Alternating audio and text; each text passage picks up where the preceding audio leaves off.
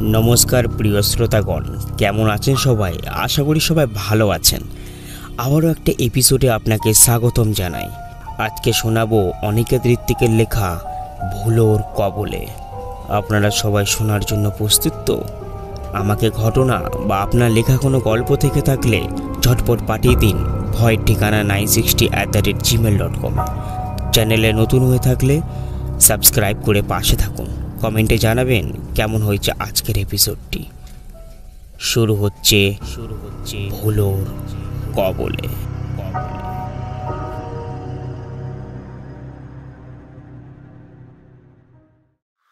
কথায় বলে morning show the day. তাই সকালে উঠে রজত যখন ব্রাশ করতে করতে তার মাকে গম্ভীর চিন্তিত মুখে বসে থাকতে দেখল, তখনই বুঝলো কিছু একটা হয়েছে। ব্রাশ করে রোজকার অভ্যাস মতো কাঁচা হলুদ ও মধু চিবোতে চিবোতে মার পাশে বসে জিজ্ঞাসা করল, কি হয়েছে মা? কি ব্যাপার? মা উত্তর না দিয়ে বলল, ডাইনিং টেবিলে বস, চা দিচ্ছি। রজত খাটের পাশের টেবিল থেকে ফোনটা চার্জ থেকে খুলে নেটটা অন করতেই সারা রাত অপেক্ষারত এক গাদা নোটিফিকেশন লাফিয়ে বেরিয়ে এলো। রজত সেগুলো দেখতে দেখতে টেবিলের দিকে এগিয়ে গেল। এখানে বলা ভালো যে রজত তথা রজত বসু রাজ্য সরকারের সেচ দপ্তরের lower division clerk. Master complete করার 3 বছর পর প্রবল অমাবস্যায় ও পড়াশুনোর জোরে 8 মাস হলো এই চাকরিটা পেয়েছে। বড়নগরের এই ছোট 2 BHK ফ্ল্যাটে সে আর তার মা থাকে। রজতের একমাত্র দিদি বিয়ের পর এখন ধানবাদে আছে। জামাইবাবু সেখানেই চাকরি করে। রজতের বাবা আর্মিতে চাকরি করতেন। রজতের যখন মাত্র 12 বছর বয়স তখন তার বাবা মারা যান। তারপর রজতের মা সুনিতা দেবী অতি কষ্টে স্বামীর পেনশনের কটা টাকা আর নিজ টুকটাক কিছু কাজ করে সংসার চালিয়েছেন। মেয়ের বিয়েতে তো তার সব গয়না আর শ্বশুরবাড়ি থেকে পাওয়া ভাগের জমি সব চলে যায়।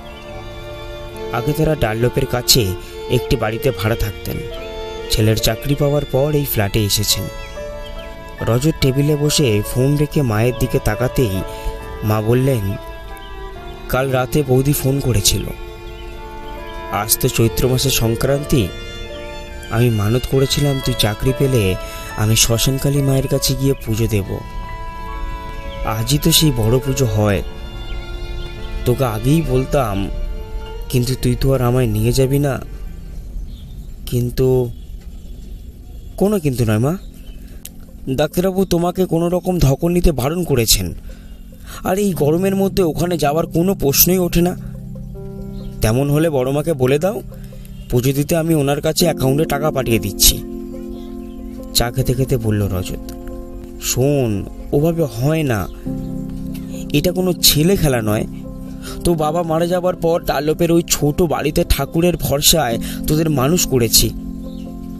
যে কোনো সমস্যায় শুধু মাকে ডাকতাম। আজ যদি আমার যাওয়ার ক্ষমতা থাকতো আমি একাই চলে যেতাম, কারোর পরোয়া করতাম না। একটু গলা উঁচিয়ে বললেন সুনিতা দেবী। মা প্লিজ চিৎকার করো না তো। ডাক্তারবাবু তোমাকে উত্তেজিত হতে বারণ করেছে। আচ্ছা তুমি কি চাইছো বলো? মাকে থামিয়ে বলল রজত। সুনিতা দেবী একটু হাসি হাসি মুখে বললেন, আমি বলছি কি, তুই আজ অফিস করে ফুলমালা মিষ্টি কিনে ওখানে চলে যা না। পুজো এমনিতেও রাতে হবে। কাল তো শনিবার, তোর অফিস তো ছুটি। আজ রাতটা ওখানে থেকে কাল চলে আসবি। তুই তো অনেকদিন মামার বাড়ি যাসনি বল। তুই গেলে ওরা খুশি হবে। আর আমি ওই নিচের ফ্ল্যাটে মালাকে নয় রাতে শুতে বলবো। একটাই তো রাতের ব্যাপার, ঠিক ম্যানেজ হয়ে যাবে। রজত অত্যন্ত বিরক্ত মুখে বলল, এইভাবে কি সম্ভব নাকি মা? হঠাৎ করে কোনো রকম প্রস্তুতি ছাড়াই চলে যাব বলো? তারপর ওদেরকেও তো কিছু খবর দেওয়া নেই। এভাবে কেউ অন্যের বাড়ি যায়? ও মা, ছেলের কথা শোনো। নিজের মামার বাড়িকে বলছে অন্যের বাড়ি। আর কি প্রস্তুতি নিবি? একটা রাতেরই তো ব্যাপার। এক সেট জামা কাপড় আর রাতে পরার জন্য একটা গেঞ্জি বারোমুন্ডা নিয়ে নে। আচ্ছা তারা আমি ফল মিষ্টি কেনার টাকাটা দিচ্ছি বলে সুনিতা দেবী উঠে গেলেন। রজত অগত্যা চা শেষ করে ব্যাগ গোছাতে লাগলো। গোছগাছ শেষ হলে সে স্নান করতে চলে গেল। রজতের অফিস সল্টলেকে। ট্রেন ধরে বিধাননগর স্টেশনে নেমে অটো বা বাস ধরতে হয়। রজত রোজ বাসেই যায়, কিন্তু আজ হঠাৎ কি মনে হওয়াতে একটু হেঁটে গিয়ে অটো ধরল। অটোয় মাত্র দুজন লোক, তাই আরাম করে সিটে বসে বাইরের দিকে তাকিয়ে মামার বাড়ির কথায় ভাবতে লাগলো। রজতের মামার বাড়ি হাওড়া বর্ধমান কট লাইনে। জাপানডাঙ্গা স্টেশন থেকে প্রায় 12 কিলোমিটার ভেতরে কুসুমপুর গ্রামে। ছোটবেলায় স্কুলের ছুটি পড়লেই তারা মামার বাড়ি যেত। রজত তাই ক্যালেন্ডারের দিন গুনতো কবে কলকাতার এই শহরের কোলাহল থেকে কয়েকটা দিন মুক্তি পাওয়া যাবে। কুসুমপুরের পরিবেশ যেন কলকাতার একদম বিপরীত। ওখানকার মানুষজন, তাদের জীবনযাত্রা, এমনকি আবহাওয়াও যেন কলকাতার থেকে সম্পূর্ণ আলাদা। মাঝে মাঝে মামার বাড়ি এসে রজতের মনে হতো সে অন্য গোলার্ধে চলে এসেছে। তারপর ক্রমে দাদু দিদিমা মারা যায়। এদিকে রজত ও দিদির পড়াশুনোর চাপও বাড়তে থাকে, তাই কুসুমপুরের সাথে যোগাযোগ ক্রমেই ক্ষীণ হয়ে আসে। প্রায় 6 বছর সে মামার বাড়ি যায়নি। শেষ গেছিল মাস্তুতো দাদার বিয়েতে। সকালে মায়ের প্রস্তাবে বিরক্ত হলেও এখন ক্রমেই কুসুমপুরের প্রতি একটা টান অনুভব করতে লাগলো। অটো থেকে নেমে অফিসের দিকে হাঁটতে হাঁটতে সে ঠিক করলো আজ অফিসে বড়বাবুকে বলে একটু তাড়াতাড়ি ছুটি নিয়ে বেরিয়ে যাবে। সে ভাবনা মতো টিফিনের মধ্যেই সে সব কাজ শেষ করে ফেলল। তারপর 2:30টার সময় টিফিন খেতে খেতে মনে মনে ভাবলো ঘন্টাখানেক পর বড়বাবুকে বলে বেরিয়ে যাবে। কিন্তু মানুষ ভাবে এক আর হয় আর এক। টিফিনের পর সিগারেট খেতে বাইরে গেছিল রজত। ফিরে এসে চেয়ারে বসতেই পিয়ন এসে জানালো অফিসের সাহেবটিকে তাকে পাঠিয়েছেন। তাড়াতাড়ি অফিসের ঘরে যেতেই তিনি বললেন, আগামী সপ্তাহে সেচ মন্ত্রীও অফিস দর্শনে আসবেন। সামনের সোমবার তাই একটা মিটিং হবে, তাই সব পেন্ডিং কাজ আজকের মধ্যে ওই মিটিংয়ের যাবতীয় প্রস্তুতি সেরে ফেলতে হবে। রজত অফিসে সবথেকে কনিষ্ঠ কর্মী, আর অফিসার সাহেবের কথা এমনি তো ফেলা যায় না, তাই হতাশ ভঙ্গিতে নিজের চেয়ারে ফিরে এসে কাজ করতে থাকলো। সব কাজ শেষ হতে 7টা, 7:30 বেজে গেল। রজত তাড়াতাড়ি বাইরে বেরিয়ে একটা দোকান থেকে ফল মিষ্টি ফুল কিনে অনলাইনে ক্যাব বুক করলো। এর মধ্যে সে মাকে ফোন করে ও দেরি হবার কথা জানিয়ে দিয়েছে। যেমন তেমন করে রাস্তার জ্যাম কাটিয়ে হাওড়ায় পৌঁছায়। রাস্তার জ্যাম কাটিয়ে হাওড়ায় পৌঁছাতে প্রায় 9:15 হয়ে গেল। ইতিমধ্যে খিদে রজতের পেট ছুঁই করছে। না জানি মামার বাড়ি পৌঁছাতে আর কত দেরি হবে। এইভাবে টিকিট কেটে রজত ফুড কোর্ট থেকে কিছু খাবার কিনে রজত 9টার বর্ধমান লোকালে উঠে বসল। ট্রেনের শুরুতে ভিড় থাকলেও ডানকুনি বেরোতেই অনেকটাই ফাঁকা হয়ে গেল। রজত তখন স্টেশনের কেনা চিকেন বার্গার খেতে থাকলো। পুজোয় বসবে রাত 12টার পর, তাই দেরি হবার ভাবনাই নেই। মামাতো দাদা বলেছে স্টেশনে নেমে ফোন করতে, সে বাইকের ব্যবস্থা করবে, তাই চিন্তা নেই। রাত প্রায় 10টা, 10:32-এ ট্রেন ঝাপানডাঙ্গা স্টেশনে পৌঁছালো। স্টেশনটা খুব ছোট আর ফাঁকা। মাত্র 2জন লোক ট্রেন থেকে নামলো। সে বিকেল থেকে মাথা ধরে আছে, তাই রজত ঠিক করলো রাস্তায় নেমে একটা সিগারেট খেয়ে তারপর মামাতো দাদাকে ফোন করবে। সেই মতো স্টেশন থেকে বেরিয়ে একটা সিগারেট ধরিয়ে একবার আশেপাশে তাকালো রজত। ট্রেন ছেড়ে যাওয়ার পর চারিদিকে নিস্তব্ধ ও ঝিঝি পোকার ডাক ছাড়া আর কোনো শব্দ নেই। স্টেশনের বাইরে থাকা ল্যাম্পপোস্টের আলোয় দেখলো আশেপাশে আর একটা লোক নেই। কেবল একটু দূরে একটা দোকান খোলা আছে। স্টেশনের বাইরে অনেক বড় বড় গাছ আছে। তারই একটা তলায় দাঁড়িয়ে রজত সিগারেট খাচ্ছিল। ট্রেনে থাকতে ভেবেছিল স্টেশনে নেমে ঠিকই কোনো না কোনো টোটো বা রিক্সা ঠিকই পেয়ে যাবে। তেমন হলে আর দাদাকে ফোন করবে না। কিন্তু বেগতিক বুঝতে পেরে পকেট থেকে ফোনটা বের করে স্ক্রিন আনলক করতেই গাছ থেকে কি যেন একটা ঝপাত করে তার হাতে এসে পড়ল। বাবারে বলে লাফিয়ে উঠতেই সেটা রজতের হাত থেকে লাফিয়ে মাটিতে পড়ল। ল্যাম্পপোস্টের আলোয় এক ঝলক দেখে বুঝতে পারল এটা একটা বড় গিরগিটি। ওই ফোনের আলোয় আকৃষ্ট হয়ে এসেছিল। গিরগিটিটা হাতে ঝাঁপ দিতেই রজতের হাত থেকে ফোনটা ছিটকে রাস্তা পড়ে গিয়েছিল। তাড়াতাড়ি গিয়ে সেটা তুলতেই দেখলো ফোনটা সুইচ অফ হয়ে গেছে। তাড়াতাড়ি সেটাকে অন করতেই যে ঘটনা ঘটল তার জন্য রজত একেবারেই প্রস্তুত ছিল না। ফোনটা অন হতেই কোনো ডিসপ্লে আসে না। অনেকক্ষণ সাদা হয়ে থাকতে দেখে রজত বুঝল সর্বনাশ হয়ে গেছে। হাত থেকে পড়ে ফোনের ডিসপ্লে গেছে। কিন্তু এই মুহূর্তে সে কিভাবে মামার বাড়ি পৌঁছাবে? ফোন না করলে কি দাদা তাকে নিতে আসবে? হয়তো ধরে নেবে কোনো কারণে আসতে পারেনি। রজত এইসব ভেবে রজতের তখন রাস্তার মধ্যে ডাক ছেড়ে কাঁদতে ইচ্ছা করলো। কলকাতায় ফিরে যাওয়া খুবই চাপের ব্যাপার মনে করে সে দূরে টিমটিম করে জ্বলা দোকানটার দিকে এগিয়ে গেল। ছোট গুমটি মতো দোকান, গোটা কতক চিপসের প্যাকেট ও বাদাম চানাচুরের প্যাকেট ঝুলছে। দোকানের সামনে তাকে রয়েছে বিড়ি ও সিগারেটের প্যাকেট। একজন খালি গা কোমরে গামছা পরা লোক রজতকে আপাতমস্তক দেখে দেতো হাসি দিয়ে বলল, স্যার, ও স্যার, কি এ তল্লাটা নতুন? তা ভালো, তা কি নেবেন বলুন তো স্যার? ভালো ইংলিশ মাল আছে বলে লোকটা দোকানের একটা কোণায় থাকা একটা বস্তার দিকে ইশারা করলো। রজতের বুঝতে বাকি রইল না যে দোকানটিতে আসলে বেআইনিভাবে মদ বিক্রি হয়। সেই কারণেই এই সময় এই পাণ্ডবর্জিত এলাকায় দোকানটি খুলে রেখেছে। রজত একটু কেশে গলা পরিষ্কার করে বলল, না ওসব লাগবে না। আসলে আমি একটু কুসুমপুরে যাব। কিভাবে যাওয়া যেতে পারে বলতে পারবেন? মানে কোনো টোটো বা রিক্সা কি পাওয়া যাবে এ সময়? দোকানদার একটু অবাক দৃষ্টিতে তার দিকে তাকিয়ে বলল, আপনার কি মাথা ফাতা খারাপ হয়েছে নাকি কোনো নেশা করেছেন? ওই করোনা আসার পর থেকে ওই তল্লাটে রাত 8টার মধ্যেই শুনশান হয়ে যায়। টোটোওয়ালা প্যাসেঞ্জার না পেলে আসবে কেন? কার বাড়ি যাবে কুসুমপুরে? হ্যাঁ? রজত তার বড় মামার নাম বলল।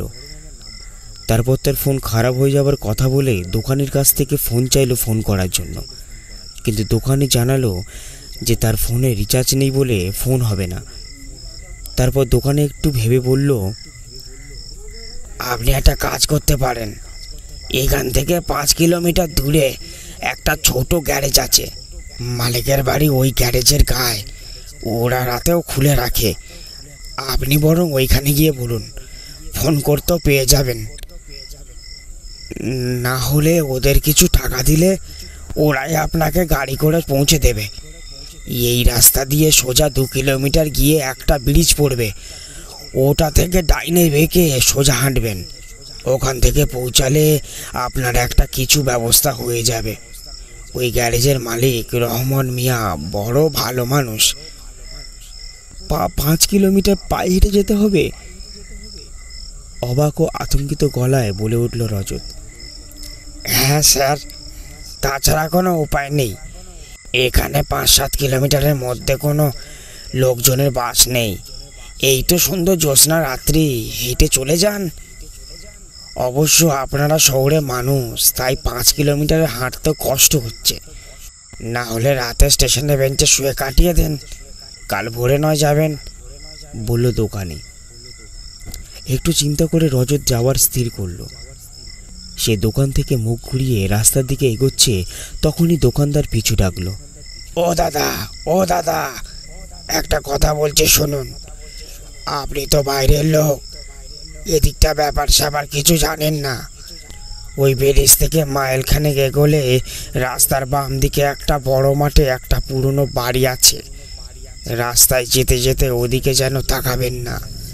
আর ভুল করেও কেউ বা কিছু দেখতে পেলে ওই দিকে যাবেন না। মানে কেন, কি আছে ওখানে? অবাক হয়ে প্রশ্ন করল রজত। আহা, এই রাত দুপুরে অত কথা আলোচনা করতে পারবো না। আপনি বাইরের মানুষ, আপনাকে সাবধান করে দেওয়া উচিত বলে মনে হলো, তাই বললাম, বলল দোকানি। রজত আর কথা না বাড়িয়ে হাঁটতে থাকলো। মা বলেছিল পুজোতে বসবে রাত 12টার পর, কিন্তু এখনই 11টা বাজে। এত জলদি কি সে পৌঁছতে পারবে? যা থাকে কপালে ভেবে সে দ্রুত পা চালালো। সব রাগ নিয়ে পড়ল তার মন্ত্রীমশাইয়ের ওপর। মনে মনে বলল, বেটার ছেলে আর অফিসে পরিদর্শনের সময় পেল না। এইসব না হলে কখন যে পৌঁছে যেতাম মামার বাড়ি। চারিদিকে নিস্তব্ধ। রাস্তার দুপাশে চাষের জমি থেকে ঝিঝি ডাকার মাঝামাঝি অনেক দূর থেকে শেয়ালের ডাক ভেসে আসছে। চাঁদের আলো ছাড়া অন্যদিকে কোনো আলো নেই। রজত একসময় ফুটবল খেলতো, তাই 2 মাইল রাস্তা সে মিনিট 20 মধ্যেই পৌঁছে গেল। ব্রিজের কাছে সে একটা লোককে দেখতে পেল। সাইকেল নিয়ে লোকটা উল্টো দিক থেকে আসছে। কাছে আসতেই রজত লোকটাকে বলল, ও দাদা, বলছি রহমান মিয়ার গ্যারেজটা কত দূর আর বলতে পারেন? লোকটা সম্ভবত নেশা করেছে। নেশায় চুর গলায় সে বলল, ওই তো ডান দিকের রাস্তা ধরে চলে যাবেন, পেয়ে যাবেন। রজত লোকটাকে আর কিছু না বলে ডান দিকে রাস্তা ধরে হাঁটতে থাকলো। এটা কাঁচা রাস্তা। রাস্তার দুপাশে বড় বড় গাছ রয়েছে, কিন্তু হাওয়ার অভাবে গাছের পাতা নড়ছে না। গাছের জন্য চাঁদের আলো ঠিকভাবে রাস্তায় পৌঁছাতে পারছে না, তাই কেমন যেন একটা আলো আধারী পরিবেশ সৃষ্টি হয়েছে। রজত তাই হাঁটার গতি কমিয়ে রাস্তার দিকে ভালো করে খেয়াল রেখে চলতে লাগলো। এই সময় রাস্তায় সাপ বের হওয়াও আশ্চর্য কিছু নয়। প্রায় আধ ঘন্টা হাঁটার পর দুপাশে গাছপালা কমে এলো। রজত তাকিয়ে দেখলো দুদিকের বড় বড় মাঠ। সে বুঝলো আর কিছুটা এগোলেই হয়তো গ্যারেজটা পাওয়া যাবে, তাই সে জোরে জোরে হাঁটতে লাগলো। কিছু দূর এগিয়ে রাস্তার ডান দিকে নারকেল গাছে ঘেরা একটা বিরাট দিঘি পড়ল। রূপলি চাঁদের আলো দিঘির জলে পড়ে চিকচিক করছে। দিঘির ওপর দিয়ে নাম না জানা কত যে পাখি উড়ে যাচ্ছে। মৃদু ঠান্ডা বাতাস ভেসে আসছে দিঘির দিক থেকে, ঠিক যেন রূপকথায় পড়া দুধসাগর। রজত বরাবরই কল্পনাপ্রবণ। একটু আধটু কবিতা লেখারও বাতিক আছে তার, তাই চলার গতি কমে হাঁ করে প্রকৃতির এই অপরূপ সৌন্দর্য উপভোগ করতে লাগলো। দিঘিটা যেন শেষই হতে চাইছে না। ক্রমে দিঘিটা শেষ হলে সে ডান দিক থেকে ঘাড় ঘুরিয়ে সামনের দিকে তাকালো, আর তাকাতে বেশ খুশি হলো। এতক্ষণ ডান দিকে তাকিয়ে হাঁটার জন্য সে খেয়াল করেনি যে সে রাস্তার বাঁদিকের মাঠের মধ্যে একটা বেশ বড় ঘর রয়েছে। ঘরটিতে আলো জ্বলছে এবং মানুষের গলাও ভেসে আসছে। রজত আশেপাশে তাকিয়ে গ্যারেজের চিহ্ন খুঁজতে লাগলো, কিন্তু কিছু না পেয়ে হতাশ হয়ে এগোতে যাচ্ছিল। এমন সময় একটা খুব সুন্দর সুগন্ধির গন্ধ তার নাকে এলো। হাঁটা থামিয়ে রজত প্রাণ ভরে সেই গন্ধ উপভোগ করতে লাগলো।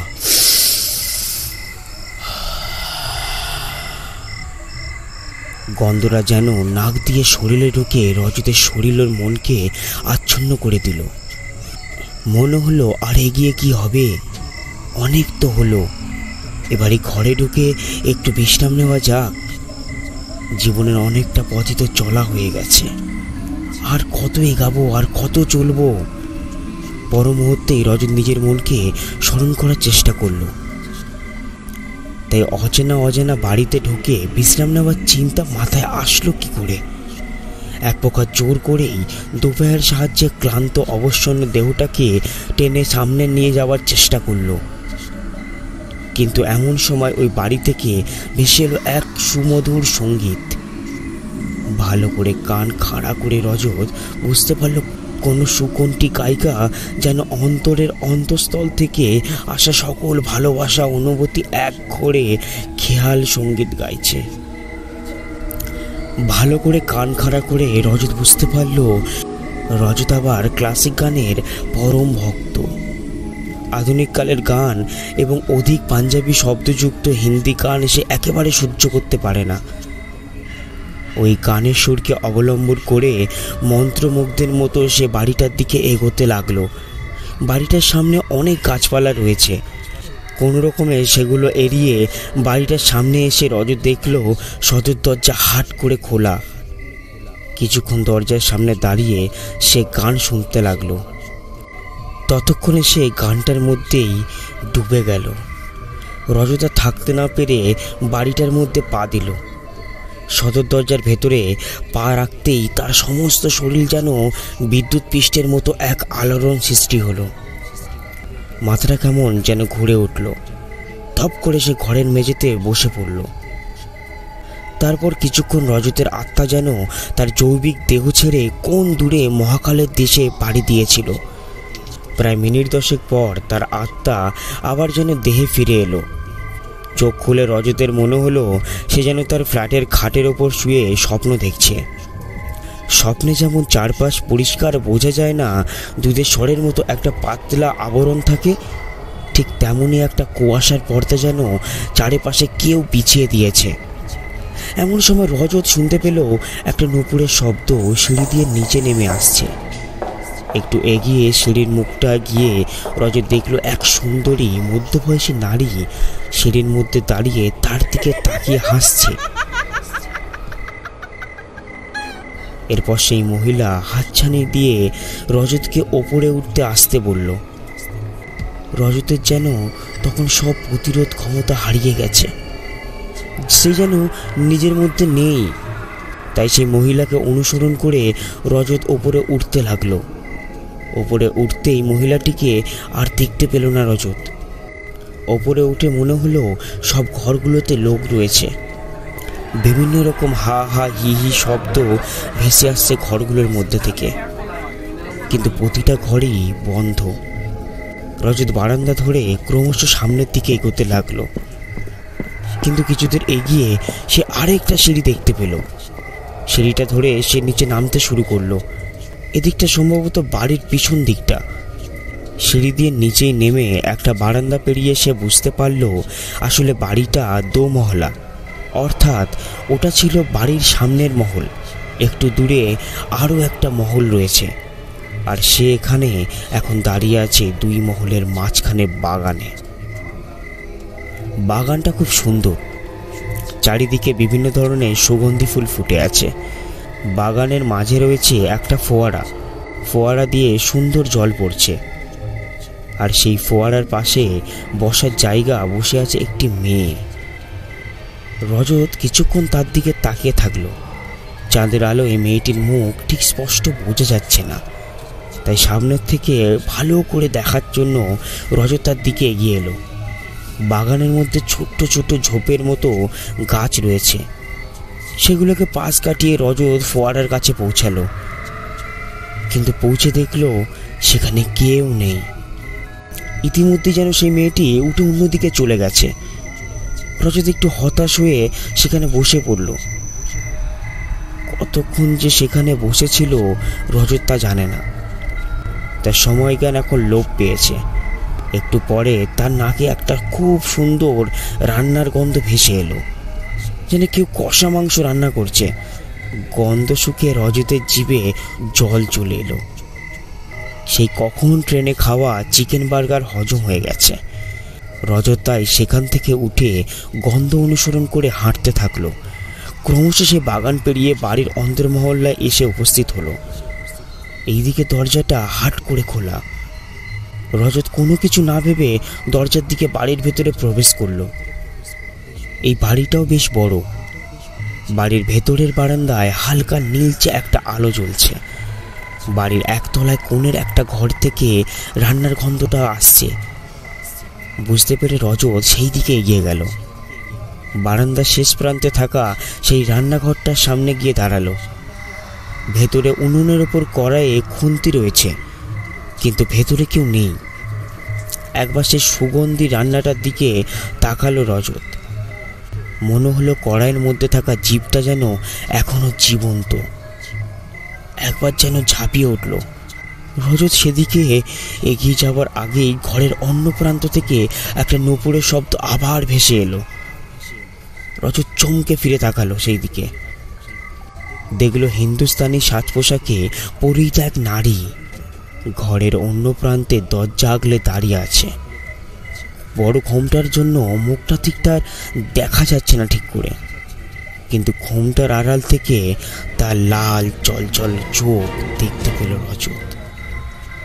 এরপর সেই নারী আঙুল দিয়ে তাকে সাথে সাথে আসার জন্য ইশারা করলো।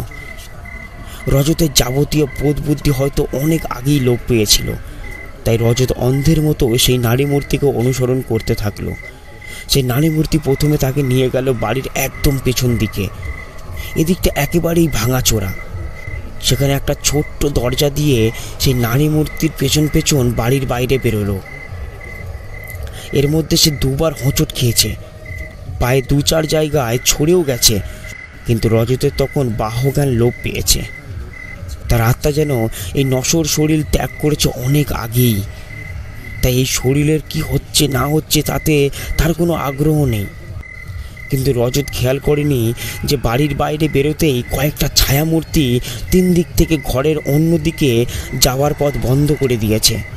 ছায়ামূর্তিগুলো নীরবে ওর সাথে সমান গতিতে নিঃশব্দে হেঁটে চলেছে। রজতের দৃষ্টি কিন্তু শুধু সামনের দিকে সেই নারী মূর্তির প্রতি আবদ্ধ। কেউ যেন তার চোখগুলোকে জোর করে সেই দিকে দৃষ্টি নিক্ষেপ করতে বাধ্য করছে। চাইলেও তার অন্যদিকে চোখ ফেরানোর উপায় নেই। বাড়ির বাইরে বেরোতেই সেই ছায়ামূর্তি হাঁটার গতি হঠাৎ করে যেন বেড়ে গেল। ক্রমে সেই গতি আরও বৃদ্ধি পেল।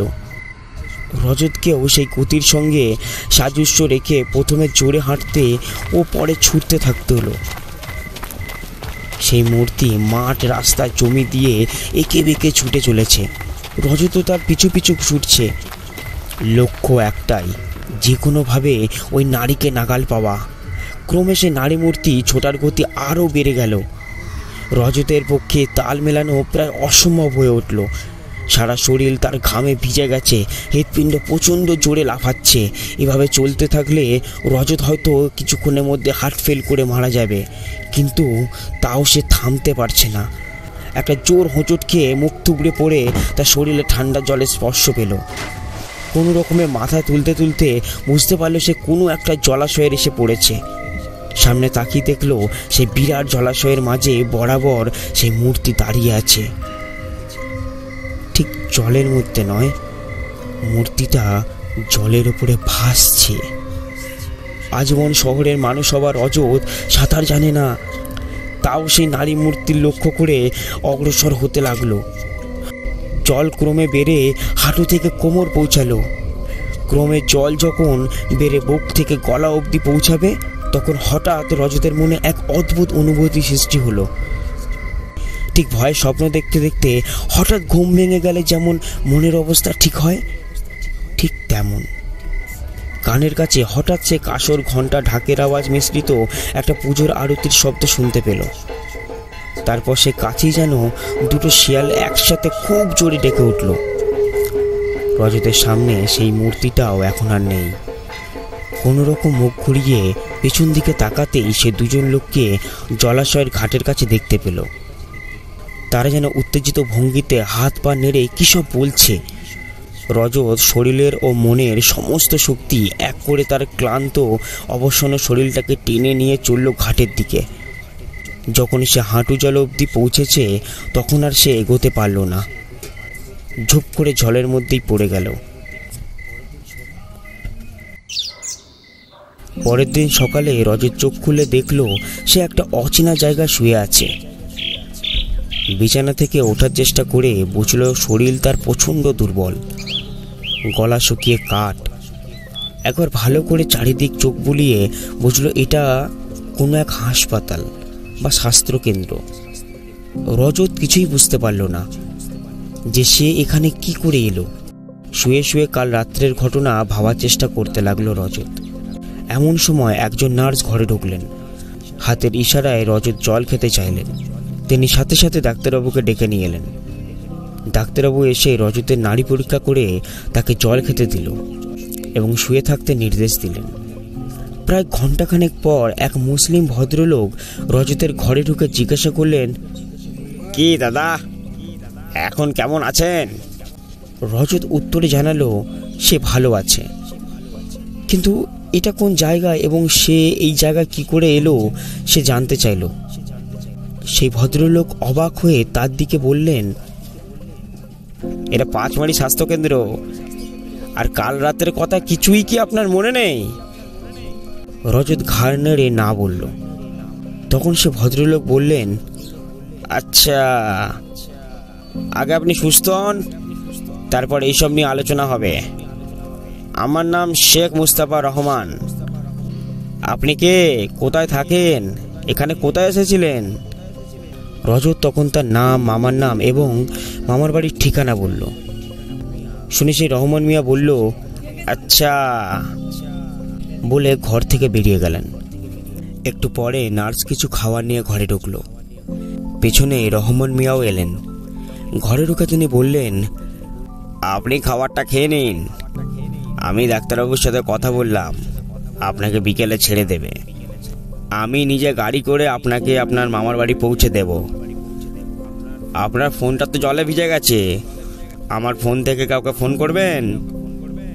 নাম্বার মনে আছে কারোর? রজত মাথা নেড়ে না বলল। তখন রহমান মিয়াও ঘর থেকে বেরিয়ে গেলেন। দুপুরে খাওয়া দাওয়ার পর একটু সুস্থ লাগলো রজতের, কিন্তু তখনও তার ভালো করে হাঁটা চলার ক্ষমতা নেই। দু পায়ে কোমরে অসহ্য যন্ত্রণা, গোটা গায়ে মনে হচ্ছে কেউ যেন লাঠি দিয়ে পিটিয়েছে। বিকেলে বেশ কিছু ঔষধের সাথে রহমান মিয়া রজতকে মামার বাড়ি পৌঁছে দিল। মামার বাড়ি পৌঁছানো মাত্রই সবাই হৈ হৈ করে উঠল। বড় মামা বেরিয়ে এসে রজতকে এই অবস্থায় দেখে ঘাবড়ে গেলেন। তখন রহমান মিয়া তাদেরকে আশ্বাস দিয়ে ডাক্তারবাবু শোনা কথা বলে ওষুধগুলো বড় মামার হাতে ধরিয়ে দিলেন। প্রায় 2 দিন বিশ্রাম, ভালো খাওয়া দাওয়া ও ঔষধ খাওয়ার পর রজত অনেকটাই সুস্থ। বিকেলে তার বড় মামা রহমান মিয়াকে ঘরে নিয়ে এলেন। ইতিমধ্যে ডাক্তারবাবুকে গতকাল নিয়ে আসা হয়েছিল। তিনি সব দেখে আগামীকাল রজতকে কলকাতা যাওয়ার অনুমতি দিয়েছেন। তবে গাড়িতে যেতে হবে, আর এখন 1 সপ্তাহ ফুল রেস্ট। রজত ইতিমধ্যেই অফিসে ফোন করে তার অসুস্থতার কথা জানিয়ে দিয়েছেন। বাড়িতে মাকে ফোন করেও কিছুটা বলেছে। মা তো কেঁদেই অস্থির। রজতকে কেন তিনি সেদিন জোর করে মামার বাড়ি যেতে বলেছিলেন সেই নিয়ে ফোনে বারবার অনুশোচনা করছিলেন। বিকেলে রহমান মিয়া, রজত ও বাড়ির সবাই একসাথে উঠোনে বসেছিল। কাল রহমান মিয়ার গাড়িতে রজত কলকাতায় যাবে। সেদিনের জন্য রহমান মিয়া 1 টাকাও নেননি।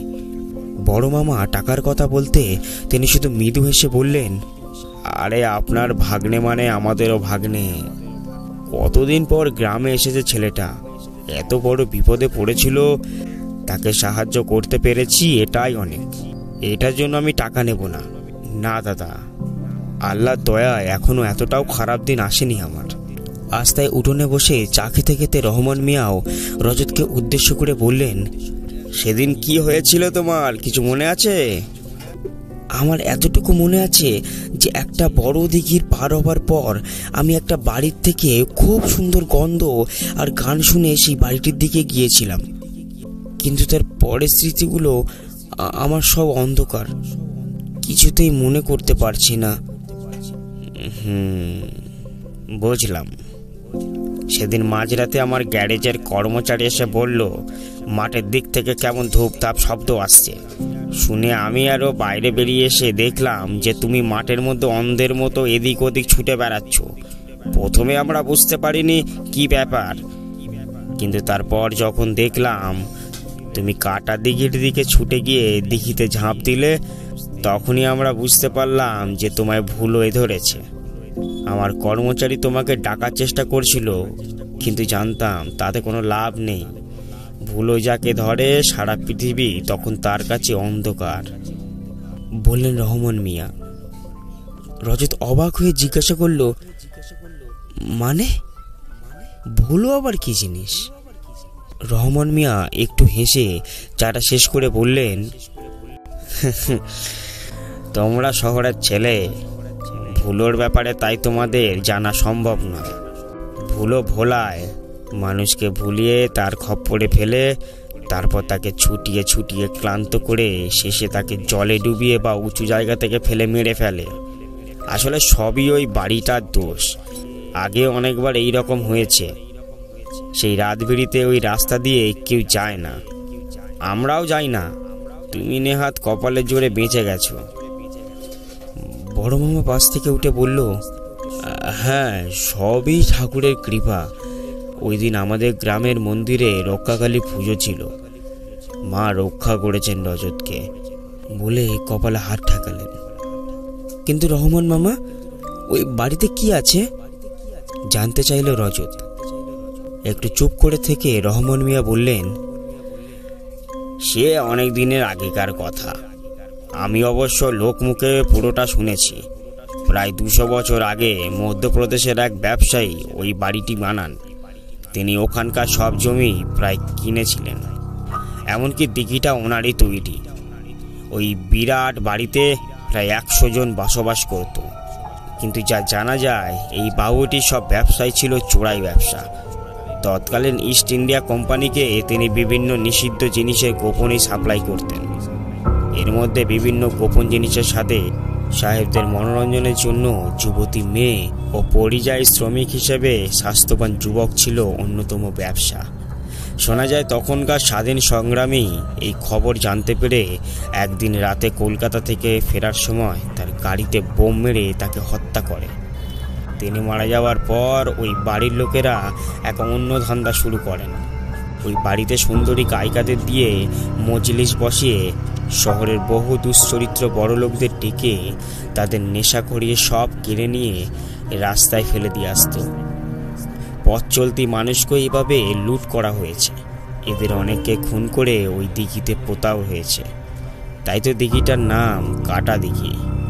কিন্তু ধীরে ধীরে ব্যাপারটা জানাজানি হয়ে যায়। শেষে একদিন এক ইংরেজ যুবককে লুট করে মেরে দেওয়ার পর তৎকালীন ব্রিটিশ সরকারের কানে খবর পৌঁছায়। তারা তখন পুলিশ বাহিনী নিয়ে এসে ওই বাড়িতে সবাইকে আটক করে আগুন ধরিয়ে দেন। প্রায় 70 থেকে 80 জন সেদিন মারা যায়। যারা কোনো রকমে পালানোর চেষ্টা করেছিল তারা মাঠে গুলি খেয়ে মরেছে। আশেপাশে গ্রামের মানুষ ও স্বাধীনতা সংগ্রামীর দল সব জেনেও চুপ করেছিল, কারণ তাদের বাড়িতে অনেক ছেলে মেয়েও এদের খপ্পরে পড়ে নিখোঁজ হয়েছিল। তারপর থেকে মাঝে মাঝে পথ চলতি অনেক মানুষ আপনার মতোই ওই বাড়ির পাশ দিয়ে যাওয়ার সময় ভুলোর খপ্পরে পড়ে। সবাইকে ওই কাটা দিঘির জলে ডুবিয়ে মারত ভুলো। প্রতিদিন সকালে কাটা দিঘির জলে তাদের লাশ ভেসে উঠত। ধীরে ধীরে এই খবর চারিদিকে ছড়িয়ে পড়ে, তাই কেউ অন্ধকারে আর ওই রাস্তা দিয়ে যেত না। শেষ 50 বছরে বোধহয় তুমিই প্রথম ভুলোর খপ্পরে পড়লে। তাই হবে। আমি ওই গল্প হালকা হালকা শুনেছি, কিন্তু কারোর আক্রান্ত হওয়ার ঘটনা শুনিনি। নেহাত আপনারা ওকে জল থেকে তুলে স্বাস্থ্যকেন্দ্রে নিয়ে গিয়েছিলেন, না হলে কি যে হতো জানি না, বললেন বড় মামা। রহমান মিয়া মৃদু হেসে উঠে পড়লেন।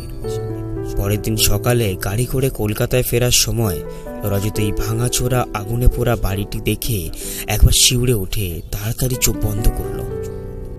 মনে মনে প্রতিজ্ঞা করল, বাড়ি ফিরে সবার আগে এই ফোনটা সারাতে দিয়ে আর একটা ফোন কিনবে।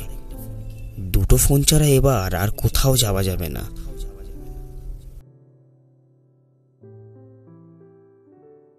কেমন লাগলো আজকের গল্পটি ঝটপট কমেন্টে জানিয়ে ফেলুন।